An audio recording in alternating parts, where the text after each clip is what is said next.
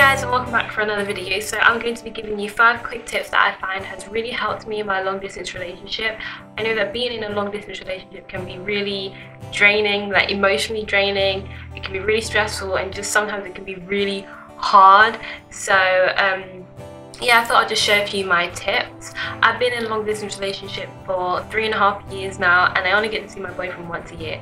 So there's probably 8 months that go by that we don't see each other. So the time that we're apart is so important that we just stay strong and we maintain our relationship, and you know, we just keep the faith going. So this video isn't too long. I'm just going to be giving you guys 5 tips, but if you do want me to do another video on a specific topic regarding long distance relationships, then just comment down below, or if you have a question you can comment down below as well, or just inbox me.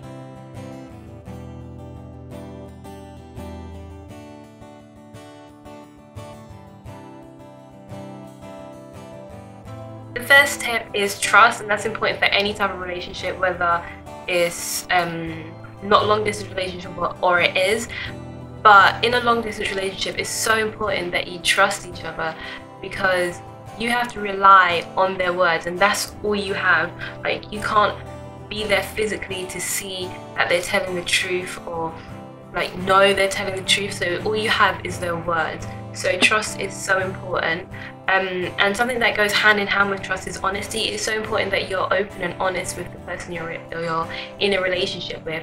Say a girl or boy flirts with you, and you keep it from them, and you tell them maybe 2 weeks or 2 months or whatever, you tell them later, they may start thinking that you're keeping other things from them, and it's so easy to get insecure in a long distance relationship. And it's so much better if you just tell them straight away, because that will keep their trust. But if you tell them later on, it can easily break their trust. The truth always comes out, guys. Just remember that the truth always comes out. So it may come up in a joke that you might be like, oh yeah, I remember when that guy or girl flirted with me and they said blah blah blah, and then your other half is gonna be like, what girl? Then you're gonna be in some deep shiz. So just make sure you're open and honest. Just tell them everything, even if you didn't react to the flirting, and even if nothing came of it, just tell them, because it'll give them that sense of security and that feeling that you will tell them whatever happens, no matter what. And just one more thing on trust: it's okay to be insecure, because I mean, everyone will get insecure. You're how many thousand miles away from the one you love and the one you care about. It's fine to be insecure, but don't let it take over. And I'm gonna be honest, I did let it take over once when me and Caleb first started seeing each other. Not seeing each other, when we first started, like, you know, when it was official. I was quite insecure, and I used to want to know everything about his day, every single thing, how many raindrops fell on his head and how many times he blinked, like, not literally, but I wanted to know everything about his days, just so I could feel confident that he didn't do anything behind my back. And I would be jealous of girls he spoke to if a girl looked at him in town. Well, I still am sort of now, but not as much. It's just like, they get to be so close to him. They get to be 1 meter or 2 meters away from him when he's at work or when he's at school, and I'm here 4,000 miles away from him. Like, I'll just get jealous because they get to smell his sweat. I want to smell his sweat.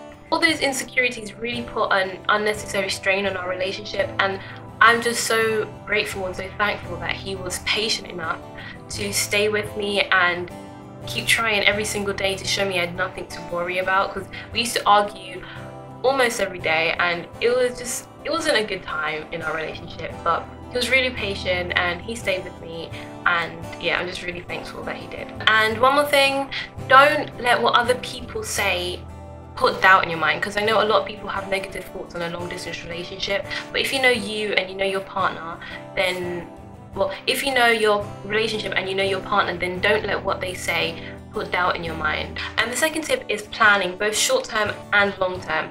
So short term, probably when you're going to see each other next, what you guys are going to do. I mean, I love making lists of things that I want to take, places where I want to take Caleb, or things I want to do, like bowling. I want to go bowling with him because we've never been bowling before, and it just makes me even more excited to see him. And if, like, for me and Caleb, we only get to see each other once a year, that's 8 months. Looking forward to something that's going to happen in 8 months.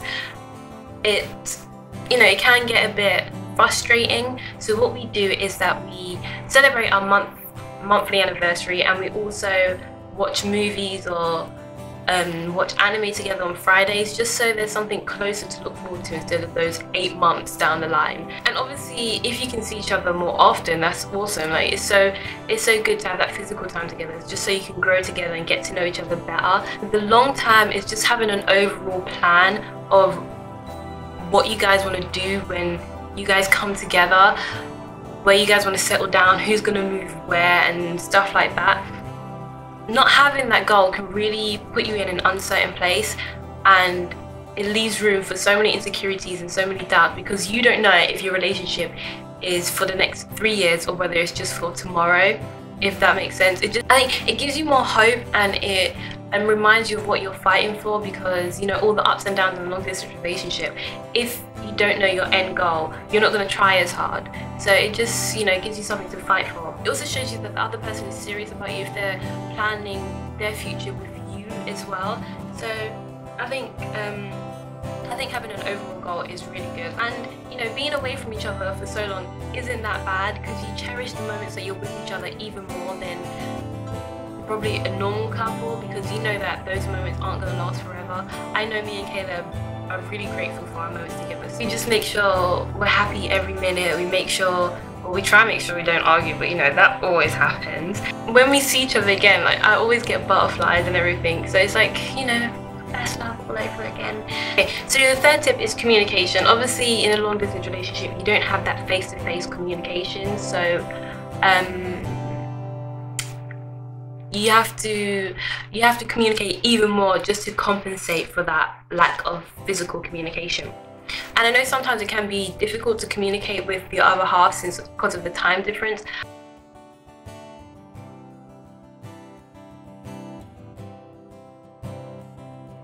But me and Kayla, we communicate all the time. There's not a day that goes by that we don't talk, because I don't know why, we miss each other.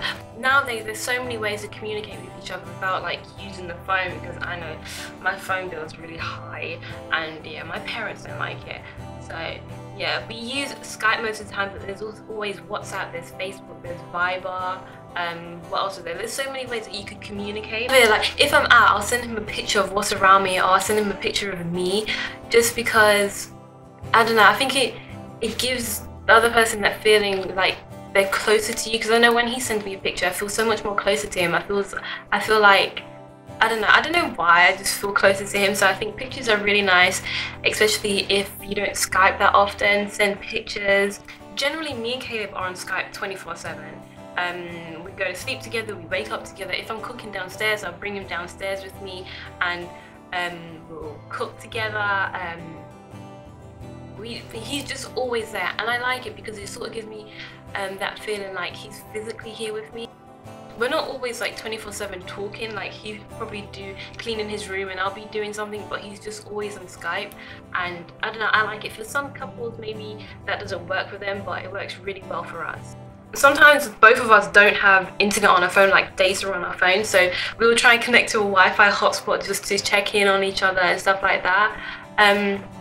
I mean, you don't always have to have data on your phone to talk to someone. There's so many Wi-Fi hotspots now that, you know, Starbucks, you know, just go in for a coffee and talk to your other half if you don't have any data on your phone. Internet cafe, if you don't have a laptop or something. Luckily I have my own laptop, so me and Caleb can talk, and he has his own laptop. But try as much as possible to be there for your significant other. Caleb, he's so amazing. He's always there for me. Like the other night I was doing a video for YouTube and it was stressing me out so much, and he was playing his game and he put down his game and he was like, babe, chill out, go to sleep and do it in the morning. When we're there for each other, I feel even more closer to him. I feel like we're more connected, and we have a stronger bond when we're there for each other. So I think being there for your other half is so important. And try and keep the tension low, like try and be more friendly and stuff, because I know that time when I was really insecure, there was a lot of tension and we would just argue all the time. So it's nice just to keep that friendly atmosphere. I know it can be really frustrating being away from each other, and sometimes start arguing for no reason and you don't realize it's because you miss each other. So just try and keep it friendly, and if you feel like you're starting to argue, just like cut the conversation and say you're going to do something. It's better that way because you can't physically sort out your problems. You have to do it over text or over messaging or over Skype. You can't physically be there and talk to each other face to face. So just cut out the problems and keep them to a minimum. And the good thing about being in a long distance relationship is that you can get to know that person even better because all you can do is talk. Caleb usually spend ages talking about our day and what happened during our day, and like we make sure we tell each other about our day in detail, because I love it when he tells me about his day because it feels like I'm sort of there. I can imagine what happened in his day and I could feel like I'm there, so I feel closer to him. So the fourth tip is quality time. I know in a long distance relationship it's really hard to find things to do because, I mean, come on, they're not physically there with you.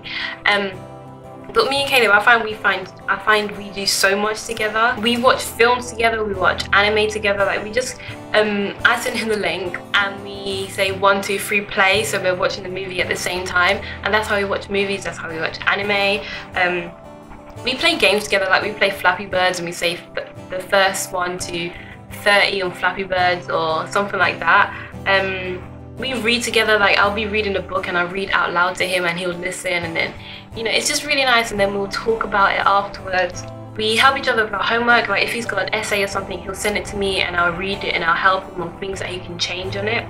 And one thing that we recently started doing is working out together. Like he'll be on cam, I'll be on cam as well, and we'll work out with each other, and it's really cool because he showed me some really cool workouts that he can do. We listen to music with each other. Like he'll send me a song or something and I'll listen to it. So the fifth tip is gifts, like sending each other little parcels in the mail and stuff. But it doesn't even have to be something you send to them, because I know sometimes postage can be really expensive. So sometimes I'll write him a poem or make him a nice PowerPoint presentation of us and like nice little phrases in it and stuff like that. Like for Valentine's Day, he wrote me a poem and that was really, really sweet. It was better than him sending me something. And for Valentine's Day, I sent him a package of a calendar. I make calendars for us. Oh, that's another thing. I make our own calendars. Like this is February, no, not February, this is 2014's calendar, and they all have this layout with that, and then they have the month and then pictures of us. Like every month has pictures of us. That's what is that? That's April, pictures of us again, and that's May, pictures of us. Well, that's pictures of him because May is his birthday. But yeah, I've been doing that since we first started our relationship. I've been making calendars every year. That's something else that you can do as well. And I sent him a calendar for Valentine. I sent him the calendar because I made it and I printed it and I sent it to him, and I sent him a few bits and bobs, and I think that's really sweet, especially with a handwritten note, just so they can like get something that's from you. This time when I sent him the package, I sprayed I sprayed his favourite perfume of mine in the box because I know he would recognise it. I hope the smell's still there by the time he gets it. But yeah, just gifts or just poems, or I made a scrapbook. So it doesn't always have to be something physical, just something from your heart to show them that, I don't know, just show them that you still care and you still love them, and because it's really hard to feel that love, especially when you're 4,000 miles away. So just something to show the love, something to spread the love.